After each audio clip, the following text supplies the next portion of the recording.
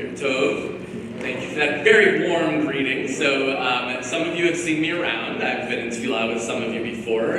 Some of you are probably looking at me and thinking I've never seen this guy before in my life, which is totally fine. So I am a fundraiser here at Schechter, which means that I try to raise money to help make Schechter the best school it can possibly be for all of you and for your siblings who may go here, your families, etc.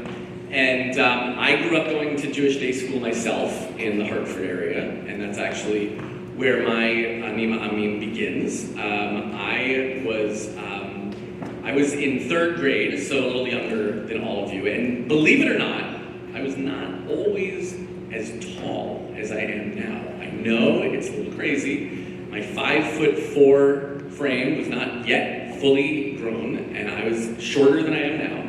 And I got teased. I got teased by other classmates, some of whom were actually shorter than me, which is an interesting part of the story too. And they would call me crazy things like short and shrimp. And I got really upset by it. I was really, really mad. I would cry, I would run screaming off the playground. I would go to my teachers and tell them that they were making fun of me and that they should make them stop. And I'm sure the teachers said a few things here and there, but their main piece of advice for me, and the main piece of advice my parents also had when I talked to them, was to ignore them, and they would go away.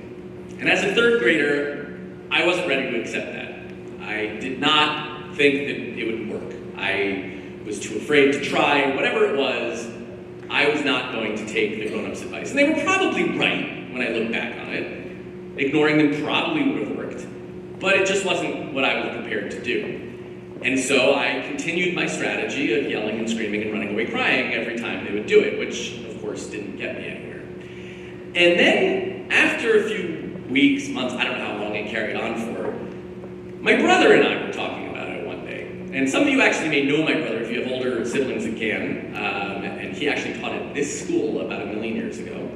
And he's a teacher at GAN now, so maybe you'll get to know him in the future. And he had a different suggestion for me.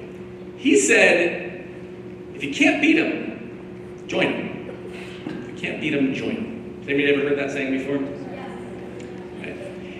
And his advice was to join in making fun of myself.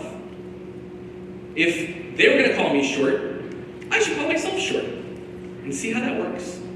Has anybody ever seen the movie Roxanne? You know the movie Roxanne? Has anybody seen that? It's an old movie. It's from when I was a kid. And it stars a guy named Steve Martin. And the story is that he had a really long nose. Really long, even bigger than mine. And it was like 3-4 inches long. And he was in a bar one day, and some guy calls him Big Nose.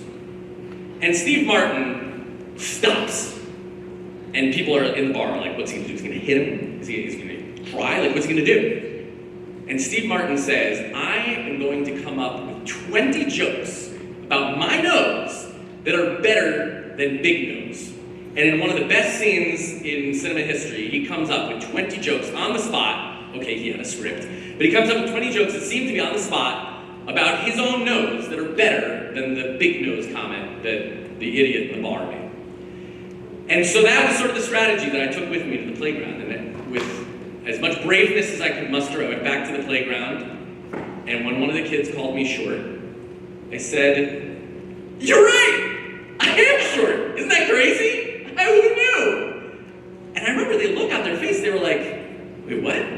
That's not how this goes. You usually run away crying. Like, this isn't how this is supposed to go. And sure enough, my brother was right. It stopped.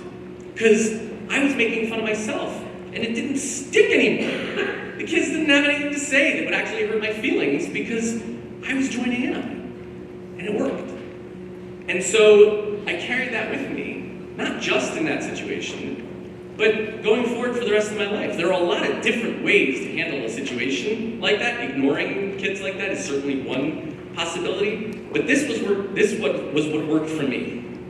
And I carried that through for the rest of my life, where if I feel like somebody is making fun of me about something or somebody's teasing me, I can one-up them. I can say, yeah, I know that about myself. And that gives me a little bit of distance. And it gives me the confidence to feel like I can work past that. I can get past that. And I can grow beyond that. And so I hope that for all of you, you can maybe carry a little of that with you. So thank you very much, and Shabbat Shalom.